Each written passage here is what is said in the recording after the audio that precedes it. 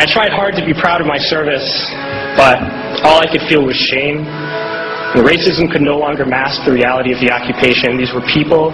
These were human beings.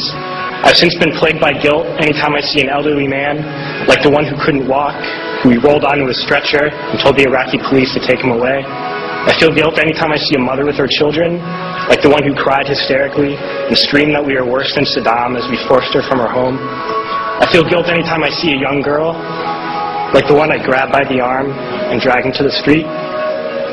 We were told we were fighting terrorists. The real terrorist was me, and the real terrorism was this occupation.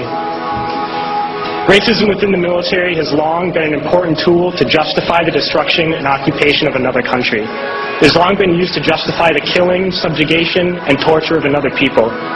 Racism is a vital weapon employed by this government. It is a more important weapon than a rifle, a tank, a bomber, or a battleship. It is more destructive than an artillery shell, or a bunker buster, or a Tomahawk missile. While all those weapons are created and owned by this government, they are harmless without people willing to use them. Those who send us to war do not have to pull a trigger or lob a mortar round. They do not have to fight the war, they merely have to sell the war. They need a public who is willing to send their soldiers into harm's way. They need soldiers who are willing to kill and be killed without question. They can spend millions on a single bomb, but that bomb only becomes a weapon when the ranks of the military are willing to follow orders to use it. They can send every last soldier anywhere on earth, but there will only be a war if soldiers are willing to fight. And the ruling class, the billionaires who profit from human suffering, care only about expanding their wealth, controlling the world economy. Understand that their power lies only in their ability to convince us that war, oppression, and exploitation is in our interest. They understand that their wealth is dependent on their ability to convince the working class to die to control the market of another country. And convincing us to kill and die is based on their ability to make us think that we are somehow superior. Soldiers, sailors, Marines, airmen have nothing to gain from this occupation. The vast majority of people living in the U.S. have nothing to gain from this occupation.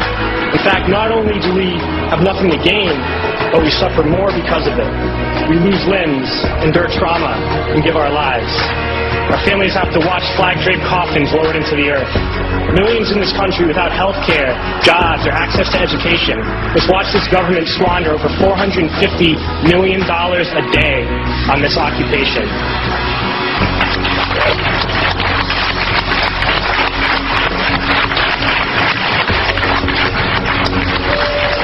Poor and working people in this country are sent to kill poor and working people in another country to make the rich richer. And without racism, soldiers would realize that they have more in common with the Iraqi people than they do with the billionaires who send us to war.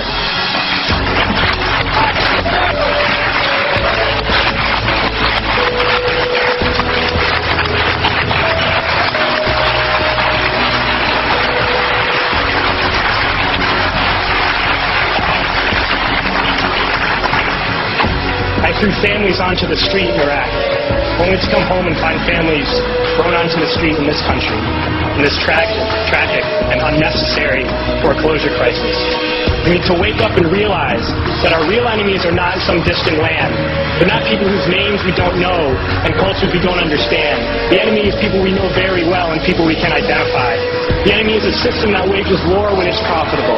The enemy is the CEOs who lay us off from our jobs when it's profitable. It's the insurance companies who deny us health care when it's profitable. It's the banks who take away our homes when it's profitable. Our enemy is not 5,000 miles away. They are right here at home. If we organize and fight with our sisters and brothers, we can stop this war, we can stop this government, and we can create a better world.